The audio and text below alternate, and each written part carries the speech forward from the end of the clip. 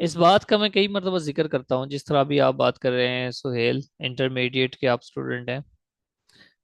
तो आपकी एक मोटिवेशन है एक सीएसएस की। तो आपको डराया हुआ होगा सभी ने, बहुत हाई इंग्लिश चाहिए, बहुत हाई इंग्लिश चाहिए। वो बहुत हाई इंग्लिश को लेके आप इतना ज्यादा ग्रामर के अंदर घुस जाते हो, इतना ज्यादा घुस ये जाते हो। छोटी छोटी बातों पे ही भूल जाते हैं। मेरी बात को इंटरप्ट नहीं करते, मेरी बात पूरी होने दिया करें।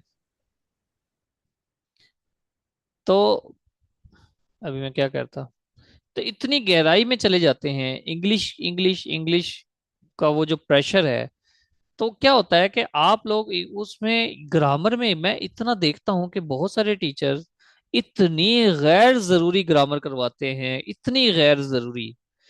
क्योंकि अब वो जो गैर जरूरी इंग्लिश करवाने वाले टीचर हैं, याद रखना, वो टीचर हैं जिनकी डिग्री इंग्लिश में है। आप ऐसे बंदे के पास इंग्लिश सीखने जाओगे जिसकी डिग्री इंग्लिश में है, जिसने एमए इंग्लिश किया हुआ है, जिसने एम फिल इंग्लिश किया हुआ है, और वो इंग्लिश वालों को पढ़ाता है, ऐसे बंदे के पास मैं सजेस्ट करूंगा इंग्लिश सीखने ना जाएं। क्योंकि मेरा एक्सपीरियंस रहा है, मैं एक पीएचडी इंग्लिश से भी पढ़ा हूं। सीएसएस का बैच था, पीएचडी इंग्लिश था, बड़ा नामवर इदारा है। मैं वहां गया हूँ, उस वक्त मेरी इंग्लिश बहुत अच्छी थी, मैं बस वैसे ही टाइम पास के लिए चला गया, शुगल के लिए। और उस बंदे ने हमें प्रेसी एंड कंपोजिशन करवाई। वो एम फिल इंग्लिश वालों को भी पढ़ाता था, एमएस इंग्लिश वाले, बीएस इंग्लिश वाले, उनको पढ़ाता था वो। और मैं कहता हूं कि अगर मुझे उसको मार्क्स देने हैं ना, कि अगर सर आप 10 में से कितने नंबर देंगे, तो मैं उसको 2 नंबर दूंगा कि इस बंदे ने हमें ऐसी इंग्लिश कराई है सीएसएस लेवल की, क्योंकि उसका कोई लेवल ही नहीं है। अभी मैं अगर कहूँ, मेरा ये 7th लेक्चर है, इसके बाद 2 लेक्चर शायद और होंगे। इससे ज्यादा ग्रामर आपको नहीं चाहिए। 7 लेक्चर्स मोर देन एनफ है, मोर देन एनफ। इससे ज्यादा आपको ग्रामर नहीं चाहिए। मेरे पास एक बच्ची आई 2 साल पहले, वो सर सीएसएस करना है, किसी के रेफरेंस से आई। मैंने कहा अच्छा चलो मैं आपको इंग्लिश करवाता हूँ। मैंने उसको इंग्लिश करवाई, कहते नहीं सर मुझे तो बहुत गहराई से इंग्लिश करनी है। मैंने कहा अच्छा चलो नोट्स बना के भेजो मुझे। उसने जो मुझे नोट्स बना के भेजे, वर्ब की ये टाइप है, वर्ब की वो टाइप है, मैं हैरान हो गया। मैंने कहा ये आपको किसने कहा है? कहती वो सर इंग्लिश तो बहुत ज्यादा हाई चाहिए होती है। मैंने कहा हाई चाहिए होती है इसका मतलब ये थोड़ी है कि आपने एमए इंग्लिश थोड़ी करनी है। ठीक है, मतलब इतनी ज्यादा ग्रामर आप गैर जरूरी देखो। सीएसएस अगर करना है तो आपको जस्ट इंग्लिश के स्ट्रक्चर, सेंटेंस के स्ट्रक्चर्स और करेक्शंस आनी चाहिए, एक्सप्रेशंस आनी चाहिए, अच्छे एक्सप्रेशंस कर लें, फ्रेजेस, क्लॉजेस। ठीक है, और कनेक्टर्स का यूज आने चाहिए, ट्रांजिशंस का यूज आना चाहिए, जस्ट इतना ही होता है। कंजंक्शंस का पता होना चाहिए। ठीक है, अभी मैंने जितनी भी ग्रामर आपको करवाई है, बेसिक लेवल की ग्रामर में एडवांस एक्सप्रेशंस को ऐड किया है, और जहां पर गलतियां होती हैं वो ऐड कर दिया है जस्ट। इससे ज्यादा कंप्रीहेंसिव कंप्रीहेंसिव लेक्चर्स मेरे नहीं ख्याल से कि कोई डिलीवर हो सकते हैं। ना तो आपको इससे ज्यादा चाहिए, और ना ही आपको इससे कम चाहिए। अगर आप लिखते हो और लिखने में गलतियां करते हो तो भी फजूल है, गलती नहीं होनी चाहिए। और अगर आप लिखते हो और अच्छा नहीं लिखते, अच्छे एक्सप्रेशन नहीं दे रहे, तो भी फायदा नहीं है। ठीक है, मैट्रिक वाले बच्चों की तरह लिख के आ जाते हैं। तो हर दोनों चीजों को बैलेंस करके लेके चलना है। खैर, क्लोजेस क्या होते हैं? क्लॉज क्या होता है? Group of words have starting with who, which, whose, whom, that, when, where, why. ये इनसे स्टार्ट हो रहे हैं। And gives detail of noun pronoun which comes before it. इससे पहले आ गए होंगे, यानी कि ये क्लॉज है, दरमियान में ऐड होगी, ये क्लॉज है और डिपेंडेंट क्लॉज है। हु इज माई अंकल, इसके आगे क्वेश्चन मार्क नहीं है, याद रखना। हु इज माई अंकल, मेरा अंकल कौन है, नहीं। ये दरमियान का स्ट्रक्चर है, डब्ल्यू छोटा कर दें, हु इज माई अंकल, जो कि मेरे अंकल हैं, जो के मेरे अंकल हैं। That was built by my father, जो कि मेरे फादर ने बनाई थी। इसका मतलब इससे पहले कुछ आना है, इसके बाद भी कुछ आना है, ये दरमियान का हिस्सा है। ब्रैकेट कर दो इसको। वेन यू कॉल्ड मी, जब तुमने मुझे बुलाया था। Who might talked a lot, वो जो कि बहुत ज्यादा बोलती है, बोलता नहीं कहूंगा, बोलती है। रूल देखें, in a noun phrase an adjective clause always comes after the headword. Noun phrase की जब भी बात करेंगे, एडजेक्टिव क्लॉज हमेशा हेडवर्ड के आगे आएगी। ये शुरू से हमारा रूल है, हेडवर्ड फिर एडजेक्टिव क्लॉज। कैसे? द गर्ल, लड़की, who might talk the lot, वो जो बहुत ज्यादा बोलती है, was failed in exams, exam में फेल हो गई, बोलती थी, है नहीं। The girl who might talk the lot was failed in the exams. ये नाउन फ्रेज यहां से उठाओगे तो ये सारी नाउन फ्रेज है, लेकिन यहां से उठाओगे तो ये एडजेक्टिव क्लॉज है, ये एडजेक्टिव क्लॉज है। The car which my father bought in 1990, जो कि मेरे फादर ने 1990 में खरीदी थी, वॉज थेफ्ट। अब ये वॉज कैसे आ रहा है? इस कार को देख के आपने वॉज लगाना है, इस कार को देख के, car was theft, the car was theft. कौन सी car? Which my father bought in 1980, which आएगा या दैट आएगा? अक्सर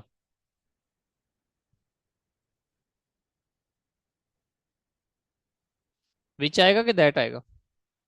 the car that my father bought in 1990, that लगाए, इस द को देख के यहाँ पे दैट लगाए, ये गलती हो गई दरमियान में। The dog that bites everybody passing bite, जो कि उससे गुजरते थे उसके पास से, has been kidnapped, the dog has been kidnap. कौन सा डॉग? दरमियान में तफसील डाली है इस क्लॉज ने, that bites everybody. The place where Quaid-e Azam was born is now converted into a museum, यहाँ पे आर्टिकल की गलती है, एक आर्टिकल भी लगाएं। The a museum, the place where Quaid-e Azam was born, जहाँ पे कायदे आजम। तो ये सारी क्या है? क्लॉज है। The territorial agreement that has bound both nuclear nukes is now rejected, अब खत्म हो गया ये सारी। तो ये यहां से उठा के यहां तक देखेंगे तो नाउन फ्रेज है, कभी एमसीक्यूज में आ जाए तो। और ये वाला हिस्सा क्या है? एडजेक्टिव क्लॉज है। He who loves all once was an arrogant college student, अभी जो सबसे मोहब्बत करता है, कभी एक मगरूर कॉलेज का स्टूडेंट होता था। अब हम आते हैं, इसको कॉन्ट्रैक्ट करते हैं, कॉन्ट्रैक्टेड एडजेक्टिव क्लॉज बनाते हैं जिसको।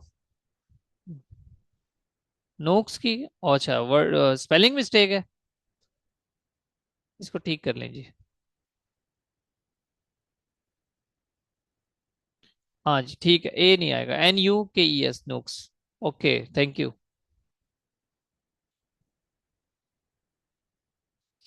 कॉन्ट्रैक्टेड एडजेक्टिव क्लॉज क्या है जी? The group of words starting with the fourth form of the verb, fourth form of verb से स्टार्ट होते हैं एंड एंड होता है नाउन पे, प्रोनाउन पे, एडजेक्टिव पे या एडवर्ब पे, तो उसको कहते हैं कॉन्ट्रैक्टेड एडजेक्टिव क्लॉज।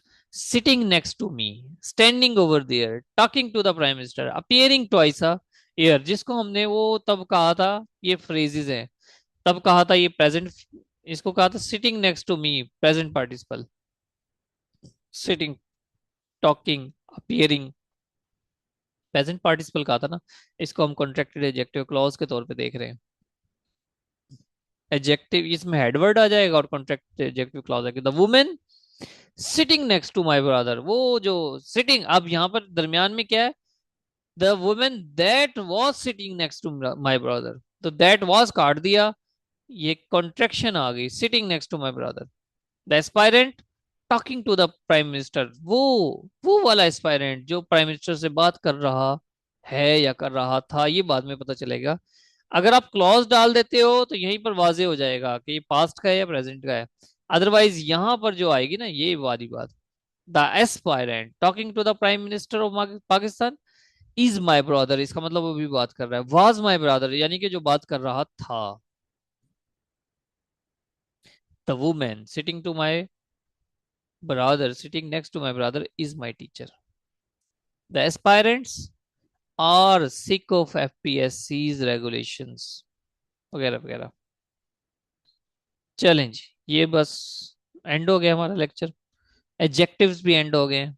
ठीक है, आप में से जो स्टूडेंट्स भी इस साल CSS में अपीयर हो रहे हैं, तो हमारा ये MPT का सेशन है 45 डेज का, 40 डेज का टेस्टिंग सेशन है सिर्फ। ठीक है, मेरा नहीं ख्याल स्टूडेंट्स को एज सच जरूरत पड़ेगी, क्योंकि इसमें इंग्लिश है। अच्छा, मैंने ये ऐड कर दिया, सॉरी। ये CSS का MPT का ऐड है ना। तो स्टूडेंट जो भी हैं,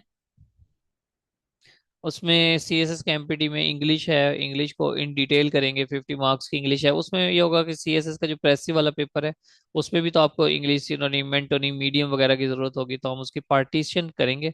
पार्टीशन करके फिर आपका एक टेस्ट लिया करेंगे डेली बेस पे। तो इंग्लिश पे काम करेंगे, 8-10 टेस्ट इंग्लिश के ले लेंगे, फिर एवरीडे साइंस के 10 ले लेंगे। ठीक है, इसी तरह बाकी सब्जेक्ट्स के भी डिवाइड करके बेहतरीन करके टेस्ट लेंगे। मेरा ख्याल है इस साल कौन कौन अपीयर हो रहा है, आप में से कौन हो रहा है? खतीजा भी नहीं हो रही अपीयर CSS में। इफ़त, इफ़त भी नहीं होंगी। PMS के लिए होंगी है। अक्सा, हाँ अक्सा हो रही है। और कौन है यहाँ पर? एक कौन है, नायाब?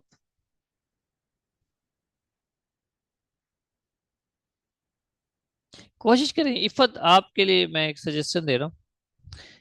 आप ना CSS में अपीयर हो जाना इस साल। मुझसे बात करना क्लास के बाद, मुझे मुझे मुझसे बात करना। ठीक है, हो सके तो कॉल करना। हाँ जी, नायाब आप इस साल होंगी?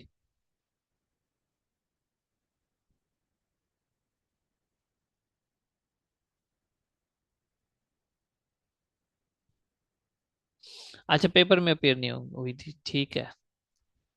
चलें जी, हम क्लास का बस इख्तिताम करते हैं।